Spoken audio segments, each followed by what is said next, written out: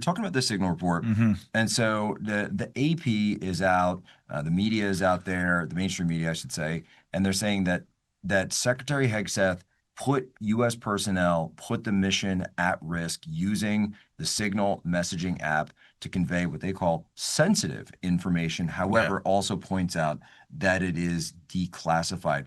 What would the secretary say and I know you mentioned it before, but just since we have longer time, what would he say in response, or what would the office say in response, that did this put U.S. personnel at risk? Of course it didn't.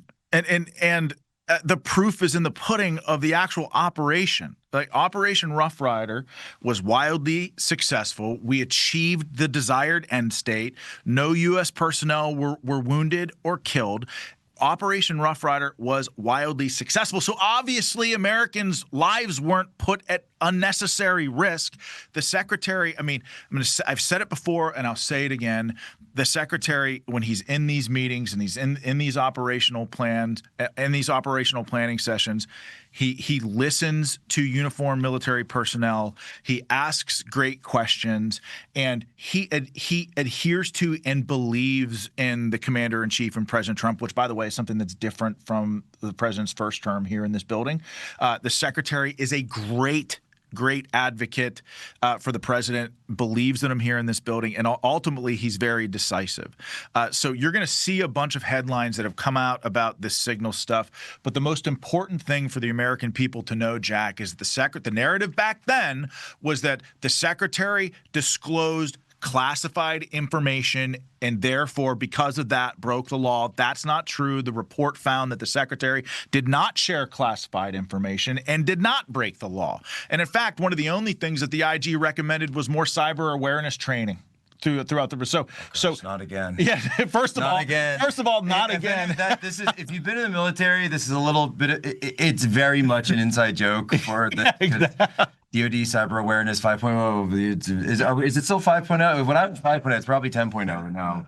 I don't know, but the point is obviously the IG report was not damning if the recommendation was simply more cyber awareness training. And now I haven't seen the report yet. This is all kind of breaking as I've been on air. Was there a section, did the IG get into, and I understand if this is beyond the purview, did the IG get into the inclusion of a mainstream media reporter in this Signal chat, Jeffrey Goldberg from the... They did not. Yeah, they did not. But yeah, obviously there's still questions around how something like that could possibly happen. But they did not. But ultimately, for our purposes, the IG report totally exonerates Secretary Hegseth. He did not disclose classified information.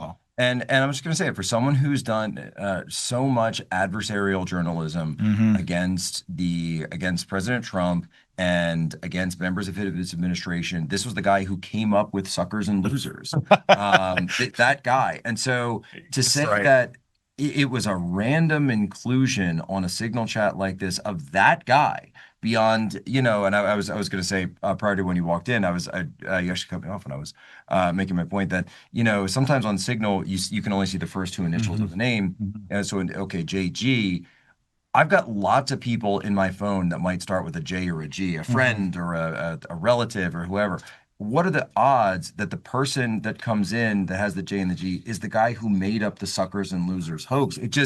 That's the part where it don't pass the smell test. It don't. He's one of the greatest hoaxsters of President Trump's first term while President Trump was running. You're right. How the hell he gets added to a Signal chat, I think, is beyond me, but he did. And ultimately pushed yet another hoax with saying that the secretary disclosed classified information or classified work plans that put American troops at risk. He did not. Again, fully exonerated. And ultimately, that's what we said back then, and that's what we're saying now. And guess what? We were right. Now, that being said, you mentioned communications.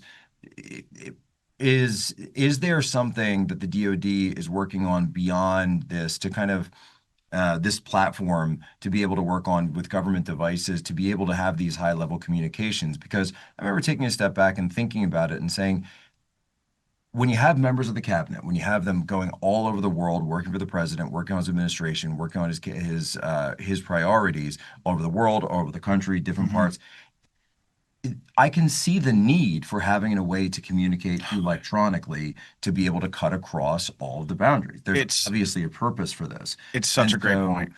is there a way then to be able to meet that, but also, protect the Jeffrey Goldbergs of the world from Yeah, from getting the information? we are I can tell you we are looking at that right now. Okay. But to your point, Jack, I mean, it is critically important for us to be able to communicate at the speed of relevance on a 21st century battlefield. Right. And even and I'll just say it because I'm not in uniform or in official capacity, that and I've been on the Civitzes and the secure, video Mhm. contacts, and they're not quick. They're They're not not quick. quick, and this even in this building. So I was an infantryman when I served in Right. So uniform. he's not good with technology. Yeah, so right. We just break things. Breaks around But you. but I come into this building and I realized that most of the offices for senior government officials in this building are SCIFs. So you can't have your phone in your office. Correct. You can't communicate with the outside world but for on an office phone, which it's just antiquated and inefficient. And the bottom line is, if you're the Secretary of War and the President of the United States is reaching out to talk to you, you need a secure way to talk to him, whether you're on the road or in the office. I mean, you can't talk when you're in the office because you're in a skiff. I mean, it's just And I guess I'll put it this way, Sean, I watched all these Hollywood movies and I see all these fancy gadgets that James Bond and Jack Ryan and all these people have. Surely the secretary and the president have a line like that, right? yes, they do have secure ways and secure cell phones that they can talk on, but no, it's not that. It's not not like the Hollywood. It's movies. not It's not like the movies. It's not like the movies. Not at all. No, so it's not. And so that's something where, it seems to me that I think I understand the situation Mhm. because, having been an intelligence officer, I understand that this is I don't even want to say publicly some of the ways that I've communicated with people that have been in the Mhm. field in the past. Let's just say they were far less secure than Signal, Yeah, for sure. but because of convenience. Yeah, and so to your earlier question, like of course we're looking at You more remember the mod. calling cards? Yes, yes. Oh my God. Yeah. So yeah, of course we're looking at more modern, secure ways to communicate in real time because, as you said, the president doesn't sleep. No, The president no. is all over the world, all over the country. The secretary is all over the world, all over the country, and oftentimes working in a skiff. So you have to be able to communicate on the fly. You have to be able to communicate at the speed of relevance on a battlefield that changes on a dime, and we're working on ways to develop and do that right now.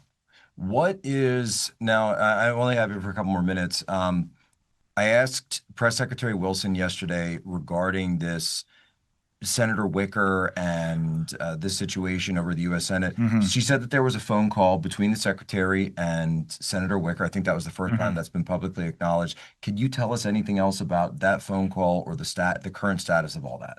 The secretary you're talking about with the The Mark Kelly investigation. of Mark No, Kelly. no, no, no, no. This was regarding Senator Wicker potentially looking into a war crimes investigation. We're talking. Yeah, we're talking another fake narrative, the fake war crimes And narrative. this Yeah, and this being the fact that it's a Republican senator. yeah. So I'll tell you that the secretary a couple of days ago talked to Chairman Rogers on the HASC and talked to Chairman Wicker, Right. and those conversations went, as I understand it, very, very well. And the narrative in the media that you see is that, oh, we don't talk to Congress enough. I think there have been 13 briefings on Southcom operations with members of Congress to try to keep them in the loop. But yeah, I mean, part of our job is to, the president has a mission. He's told us that defense of the homeland is a main priority and a main pillar of that mission. And part of it is stopping drugs, fentanyl, from flowing into our country, and that's exactly what we're doing, and we're going to keep doing it. Is there any plan to have Secretary Hegseth head over to conduct briefings, either classified or unclassified, with the committees? So I think Admiral Bradley is the then commander of JSOC, and now the SOCOM commander is going to be on the Hill this week talking about it. But like I said, the secretary's in regular contact with members of the HASC and the SASC, and he's going to continue to do that. But we're also going to continue to get after this mission because it's important to protect our homeland.